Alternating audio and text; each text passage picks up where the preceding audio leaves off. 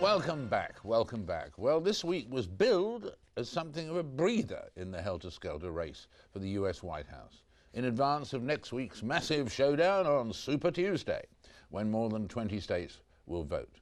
But it didn't turn out that way, because two of the biggest candidates, Republican Rudy Giuliani and Democrat John Edwards, didn't wait until next week before pulling out of the race. They didn't know the rules. They had to wait till next week to build up Super Tuesday. It means that Tuesday may not be so super at all. And joining me now to assess the week's events is political commentator Charlie Wolf. Charlie, who should we start with? Which of the breakthroughs or the break-offs? Rudy Giuliani, were you surprised about that? Yes and no. I think he tried to go against conventional wisdom, and we didn't hear from Giuliani. It's better to get in at the early stages and at least even come second somewhere. Yeah, and the key thing is that he loses all that free publicity. Yes. Even if it's little old Iowa's caucuses, it's massive coverage all over the country. But it did for Obama, yeah. Obama's a case in point about what Iowa can do. Well, come on to the other one then, who went John Edwards. Yes. Now, I mean, he's always looked a lagging third, hasn't he? Very much. But only a few days earlier, he was saying, "I'm in this race for the long haul." I always had maintained that his ego would have kept him in it. He wasn't short of at least personal funding to go through Super Tuesday. He was seeing himself as a bit of a kingmaker. With the people who they might endorse, for instance, they don't have the power to switch delegates. The delegates are free, aren't they? I mean, I'm not quite sure on how the individuals work. Yeah, I'm not sure if one can give. There can be some horse trading of delegates. There can be some things going on in the back rooms of the conventions. But then again, it may or may not be needed. Two very interesting strategies, I think, that are going on. On the Democratic side, it's interesting what Obama is doing, if you'll notice, is he's going after the small states. And I think what he figures is going to happen, the two of them, Hillary and Obama, she'll probably win the bigger states, but proportionally, it'll be split down the middle. So she may get the popular vote and can say, yes, I've won New York, I've won California, etc. But delegate-wise, they may each come out with 50%, 45, 65, some sort of a breakdown like that. What he's hoping for is to go after the smaller states where she's not competing. He'll pick up those extra couple of delegates, which could put him over the top and win the thing. I'm not sure on that. I still think it's going to be Hillary's. You think it'll be Hillary, and in the Republican? On the Republican side, it's still hard to call. I mean, obviously, yes, McCain has had a heck of a fill-up in the last couple days. The endorsements he's had from Giuliani, Schwarzenegger, these are all on the liberal side of the party.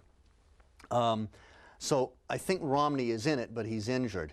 Do you think that all four of the current candidates will, it sounds like an article from a sex magazine, go all the way?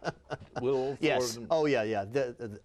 You will definitely see them going until someone gets enough delegates. And it could happen on Super Tuesday. It may go beyond. We may see, of course, Texas has a primary coming up after Super Tuesday, Pennsylvania, West Virginia. I don't know if it'll go right to the convention, but it's going to go beyond Super Tuesday. These people are in it to win it. Charlie, thank you very much. Thanks. We'll see you soon. Good. Now, from the United States to Gaza. Last week, after days and months of dire shortages, Palestinian militants blew a hole through the wall that separates Gaza from Egypt. Hundreds of thousands of Palestinians flooded across the border. They claimed to stock up on vital supplies, food, fuel, medicine. A week later, the border remains open. What now needs to be done by Palestine, by Israel, by Egypt, by anybody else? And what will the effect be on the ongoing peace process? Today I'm joined by Manuel Hassassian, the PLO ambassador to the UK, and by Ron Prosor, the Israeli ambassador to the UK, to discuss what the future holds for Gaza. Starting, both of you, with the question, I mean, who do you blame for this situation, or is it a good situation? First of all, it's not a good situation because this will exacerbate the convulsive violence that we have been, suffering from the last 6 months. And after Annapolis, we thought that we are re-engaged back in a political process where basically Palestinians and Israelis will start dealing with the kernel issues, with the central issues. Unfortunately, what happened basically in post-Annapolis, things broke loose. Well, I'll put it this way. I'll start with something which I think me and Mr. Hassassian agree about, and that is that there are many on both sides who really want to reach peace and negotiate. Moderates who really focus on finding a solution. But there are those, and I have to emphasize, and Hamas is one of them, who really are trying to do everything they can to reach their objectives with violence and with power. They behave to their brothers and sisters, hence their own people, in an appalling way. And what happened was that Gaza has become a launching pad for missiles against its villages. We have been bombarded by Qassam rockets, hundreds of rockets on a daily basis. And what has happened is that any government has a first and foremost to defend its citizens.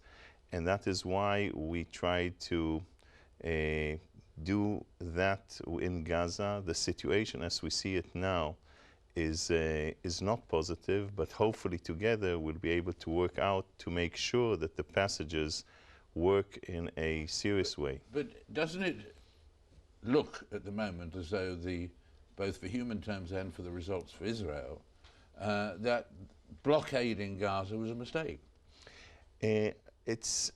I don't think so, because it's the question of context and alternatives.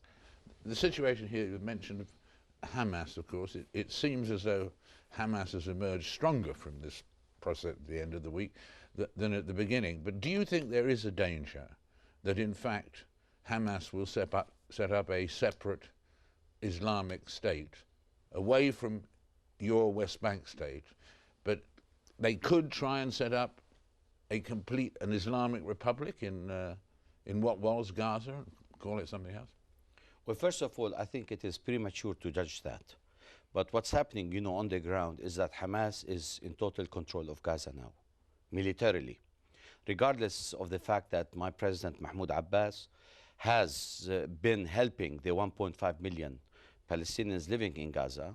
And during the last 6 months, 58% of our public expenditure was spent on Gaza, in terms of supplying, yes, shortages of food and all the problems that the Gazans are facing. Paying salaries to public employees and what have you has been done by my president. However, we have to bear in mind that, first of all, taking the excuse of the launching of rockets, of which we totally disapprove, we condemn as Palestinian Authority. We see this as negative to the peace process and to what is going on. We don't approve it and we condemn it. However, that should not exonerate Israel from its responsibilities of putting a blockade over 1.5 million Palestinians and trying to treat them, all of them, as terrorists and Hamas. With this blockade that they have, and they have created the loss of 70,000 jobs, the demolition of 300 houses. We have today shortages of medical supplies. It's a humanitarian disaster. One question here, we've mentioned Egypt several times. I mean, would one solution be, would you welcome this, Ron? What if Gaza joined Egypt? I think... merged with Egypt. I understand. Israel and Egypt, we have a strategic relationship. And the peace that Israel has with Egypt have defined borders which have been reached in a peace agreement between Israel and Egypt. We have to make absolutely certain that we keep this border.